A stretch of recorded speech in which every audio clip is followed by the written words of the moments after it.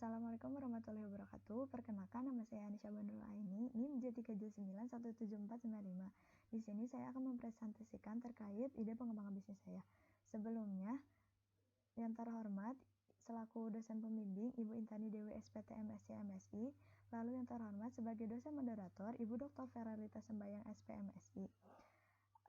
Ide pengembangan bisnis saya berupa peningkatan nilai tambah produk budidaya domba di peternakan agropark pesantren Mabda Islam. Yang pertama adalah latar belakang.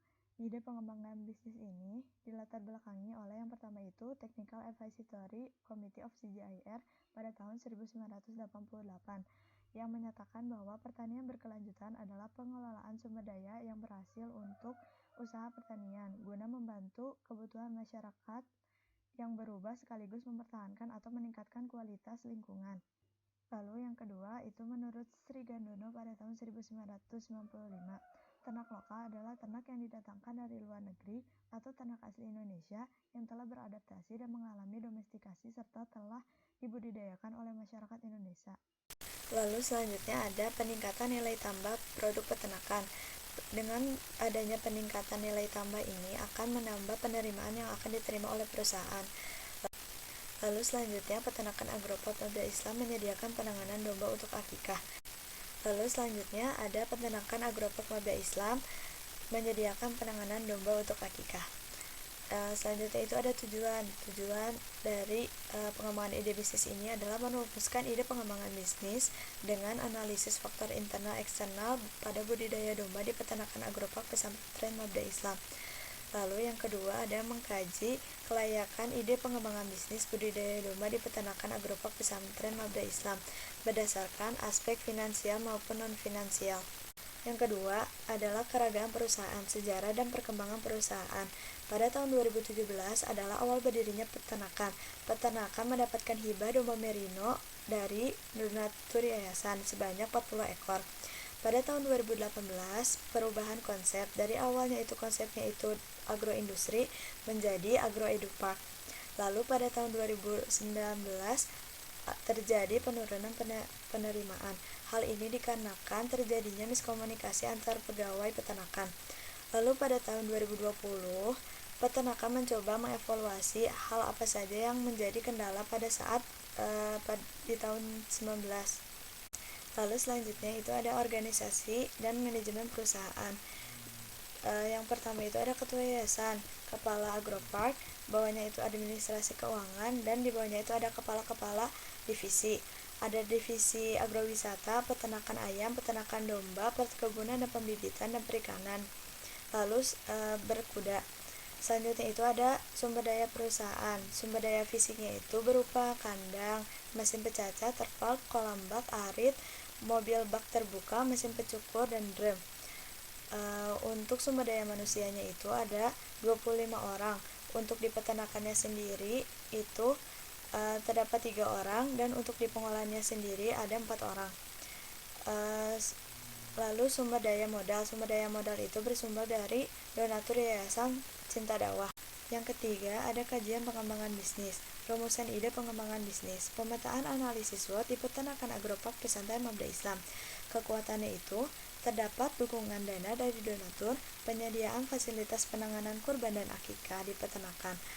Lalu peluangnya sendiri adalah kewajiban untuk menunaikan ibadah akikah dan kurban, menciptakan hidup konsumen yang praktis, menciptakan ide bisnis peningkatan nilai tambah produk berupa pengolahan domba. Lalu dianalisis kelayakan usaha dengan aspek finansial. Apakah potensial ataukah tidak potensial? Jika potensial maka akan dilaksanakan, namun jika tidak potensial maka akan dikaji ulang. Selanjutnya ada perencanaan produk. Perencanaan produk ini berupa nasi box. Jadi di dalamnya itu terdapat nasi, menu gulai domba, sate domba, bihun goreng, acar, dan pisang. Untuk kemasannya sendiri digunakan box berukuran 18x18x7 cm yang di dalamnya terdapat mika plastik.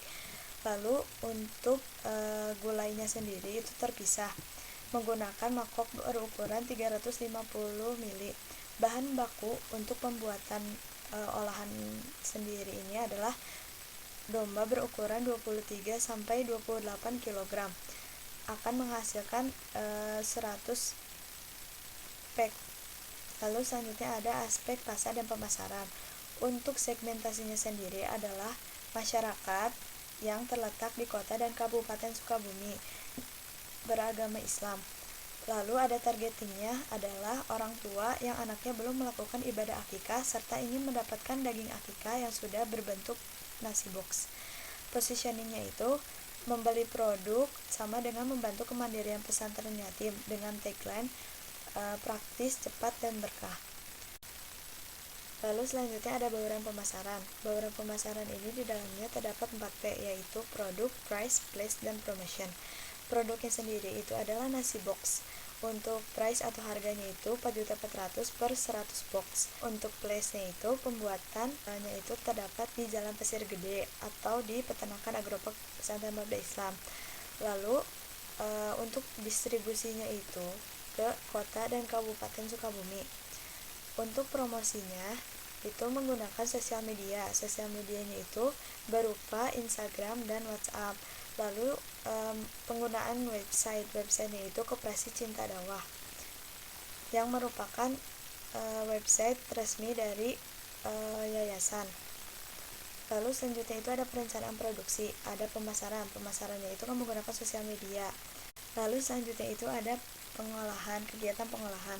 Kegiatan pengolahan ini dari awalnya itu domba hidup menjadi domba olahan yang dijadikan sebagai gulai atau sate. Selanjutnya itu ada kegiatan desain. Kegiatan desain ini digunakan guna untuk mendesain sertifikat dan kemasan produk agar menarik untuk konsumen. Selanjutnya itu ada pencatatan. Pencatatan ini guna melihat kondisi input berupa domba apakah masih tersedia atau tidak di peternakan. Lalu selanjutnya itu ada aspek organisasi dan manajemen perusahaan. Dibutuhkan tambahan 1 orang tenaga kerja untuk dijadikan sebagai manajer sekaligus bagian pemasaran dari pengolahan akikah. Untuk spesifikasi dari tambahan 1 orang ini adalah memiliki soft skill dan hard skill yang baik. Untuk soft skillnya itu jujur, bertanggung jawab, dan dapat dipercaya. Untuk hard skillnya memiliki keterampilan di bidang marketing dan proses pencatatan. Selanjutnya ada aspek sumber daya manusia. Total tenaga kerja yang dibutuhkan untuk pengolahan akikah ini berjumlah 5 orang.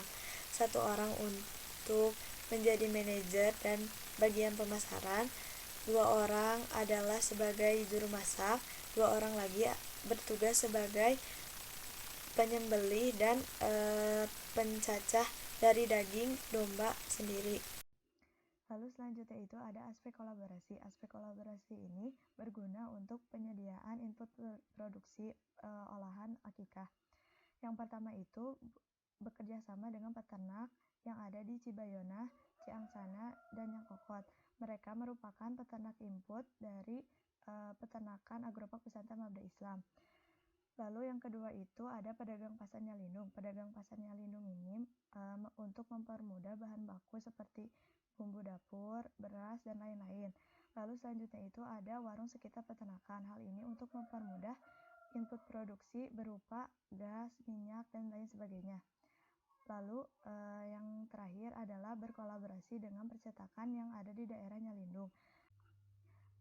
Selanjutnya, incremental analysis. Di dalam incremental analysis, perusahaan mendapatkan keuntungan sebesar Rp31.440.024.